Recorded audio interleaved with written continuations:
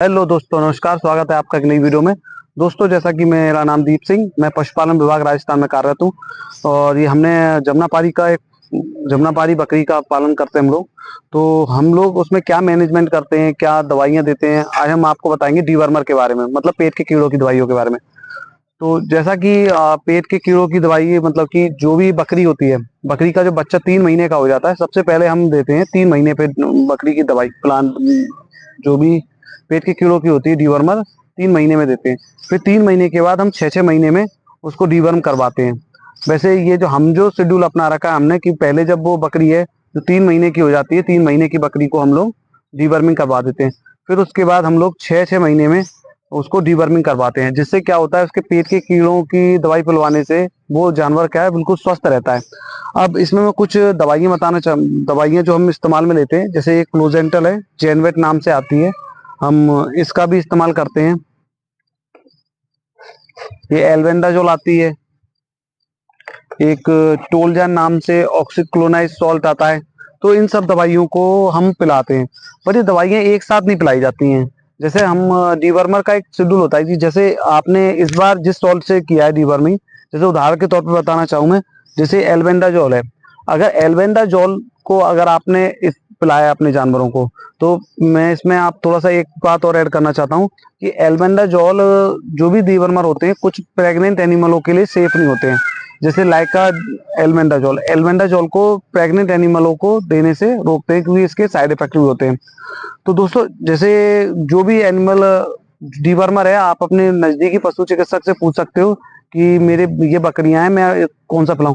But आप लोग जो भी डीवर्मर कभी भी पिलाइए अपने जानवरों को, वो क्या सॉल्ट चेंज कर दीजिए। जैसे इस बार अगर मान लो आपने क्लोजेंटल पिलाया है जेनवेट का, फिर नेक्स्ट टाइम अगर आप डीवर्मिंग करा रहे हो, तो वो दूसरे सॉल्ट से कराइए। जैसे ऑक्सीक्लोनाइज से करा ली हमने सॉल्ट, तो ठीक है। फिर जब आप थर्ड टाइम जब कभी भी अपने जो भी हर्ड वगैरह आपके बकरी हैं, उनके फिर भी आप डीवर्मिंग कराओ, तो फिर एल्बेंडाजोल से करा दी। फिर चौथी बार करा रहे हो, तो आपने फेनबेल्डाजोल ले लिया, आइवरमेक्टिन ले लिया। इस तरीके से आप बदलते हुए सॉल्ट ले लिया करो। जो हमारे पास तो फिलहाल तो 3 उपलब्ध है यहाँ पर। इसके बाद भी आते हैं, जैसे फेनबेंडाजोल है, आइवरमेक्टिन है, ये भी सॉल्ट आते हैं। आप इनसे भी डीवर्मिंग करवा सकते हो अपने पशु की। मगर मेरे कहने का मतलब ये है कि आप जब भी बकरियों में डीवर्मिंग कराएं, तो हमेशा सॉल्ट को बदल दें। जैसे इस बार जो आपने सॉल्ट दिया है, वो नेक्स्ट टाइम सॉल्ट ना दें।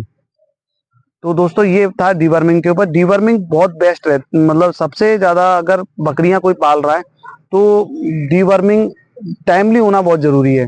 कि आपका शेड्यूल मान लीजिए, नहीं मुझे तो डीवर्मिंग करवानी करवानी है। जो आपने महीना तिथि निश्चित कर रखा है, उसी टाइम पे आपको डीवर्मिंग करवानी है। ऐसा नहीं कि आप लापरवाही करो कि भाई डीवर्मिंग हमने चलो कभी करवाई थी, चलो नहीं करवाई डीवर्मिंग। डीवर्मिंग ना करवाने से सबसे बड़े लॉसेस होते हैं कि भाई एक तो पशु पनप नहीं पाता है, उसकी ग्रोथ नहीं आ पाती है, बॉडी वेट नहीं आ पाता है, और उसको कभी भी डायरिया हो जाता है। मतलब बहुत सारी परेशानियों से झेलना पड़ता है उसको, पशु को। कभी कभी तो पेट के कीड़ों की वजह से पशु की मृत्यु भी हो जाती है। तो इन अगर हम लोग मेहनत कर रहे हैं, पशु को पाल रहे हैं, चरा रहे हैं, सारा कुछ कर रहे हैं, उसके बाद हम छोटे छोटे मैनेजमेंट अपने उसमें कर लें, पशुपालन में, बकरी पालन में, तो हम इससे और ज्यादा लाभ उठा सकते हैं। तो दोस्तों, यही था डीवर्मिंग के बारे में जो भी आपको मुझे बताना था।